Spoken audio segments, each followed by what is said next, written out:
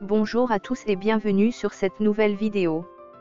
Aujourd'hui, nous allons plonger au cœur d'une révolution technologique qui redessine l'avenir de l'aviation civile, le premier vol réussi du SJ-100, un avion 100% russe, conçu pour défier les sanctions internationales et affirmer la souveraineté industrielle de la Russie.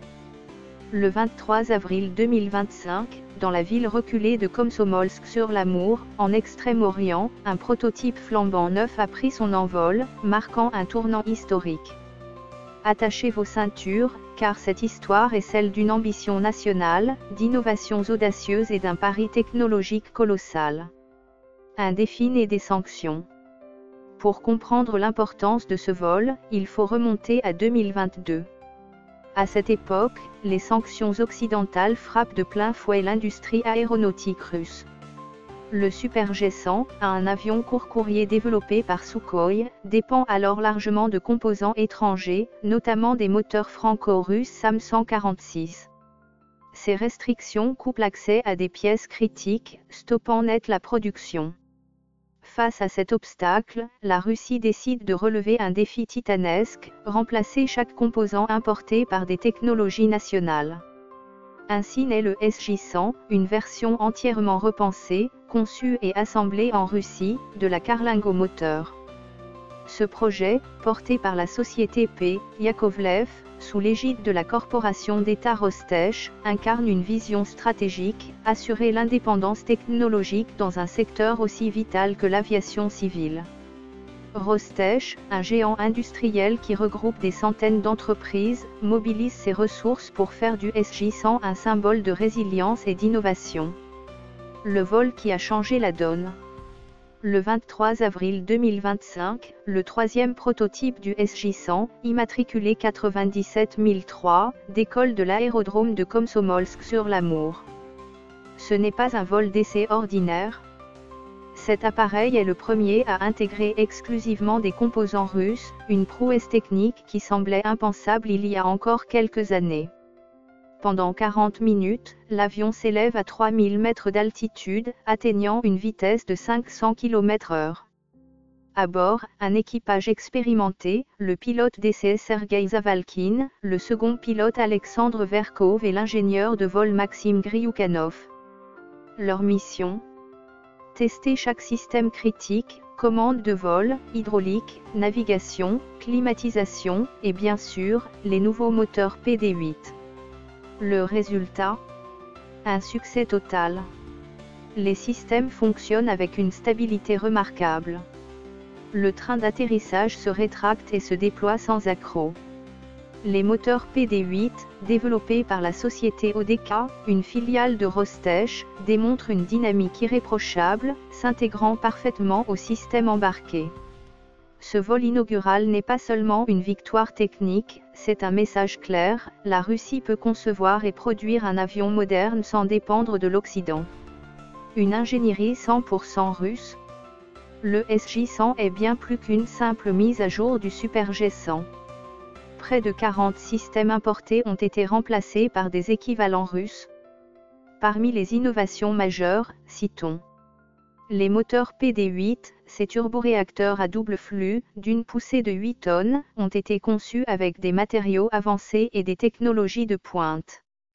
Ils équipent non seulement le SJ-100, mais aussi l'avion amphibie B-200, montrant leur polyvalence.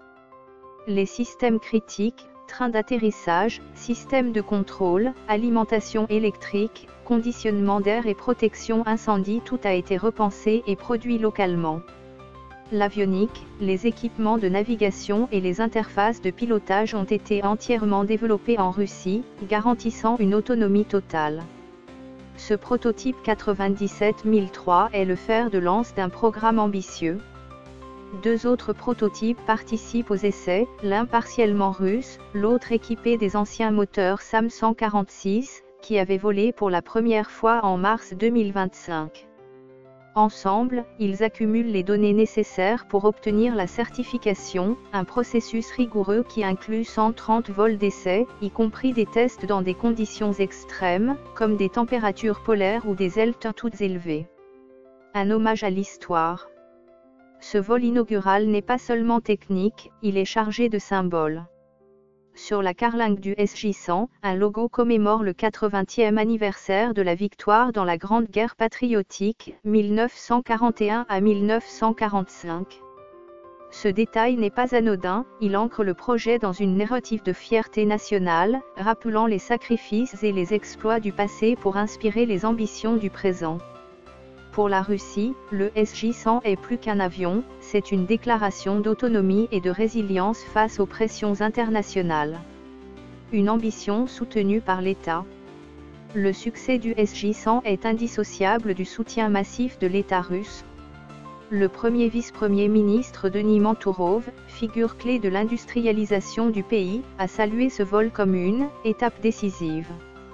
Selon lui, le SJ-100 illustre la capacité de la Russie à surmonter les défis technologiques et géopolitiques.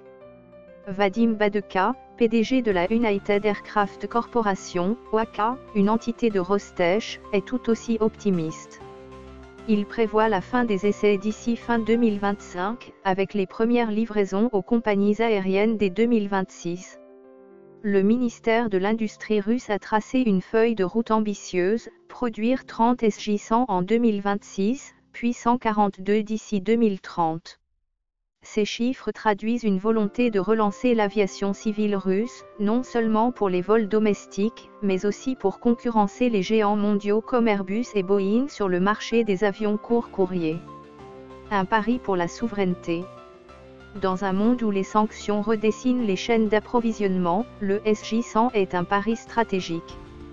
L'aviation civile est un secteur critique, non seulement pour le transport, mais aussi pour la projection de puissance technologique. En développant un avion 100% russe, Moscou cherche à réduire sa vulnérabilité aux pressions extérieures. Ce projet s'inscrit dans une politique plus large de substitution des importations, qui touche des secteurs comme l'énergie, la défense et la technologie. Mais les défis restent nombreux. La certification internationale, essentielle pour exporter le SJ-100, pourrait être compliquée par les tensions géopolitiques. De plus, la production de masse exigera des investissements colossaux et une coordination sans faille entre Rostech, OAK et leurs partenaires. Pourtant, ce premier vol prouve que la Russie est capable de relever des défis complexes, même sous pression. Vers un nouvel âge d'or de l'aviation russe. Le SJ-100 est conçu pour les vols court courrier, avec une capacité de 100 à 120 passagers. Sa polyvalence en fait un atout pour les compagnies aériennes régionales, notamment dans les vastes étendues de la Russie, où les infrastructures aéroportuaires sont parfois limitées. À terme, il pourrait également séduire des marchés émergents en Asie, en Afrique ou en Amérique latine, où la demande pour des avions fiables et abordables est en croissance. Ce projet a aussi un impact économique. La production du SJ-100 mobilise des milliers d'ingénieurs, techniciens et ouvriers à travers le pays. Elle renforce les filières industrielles, des alliages métalliques aux logiciels embarqués. Pour les régions comme Komsomolsk-sur-l'Amour, où l'industrie aéronautique est un pilier économique, le SJ-100 est une bouffée d'oxygène. Un envol vers l'avenir.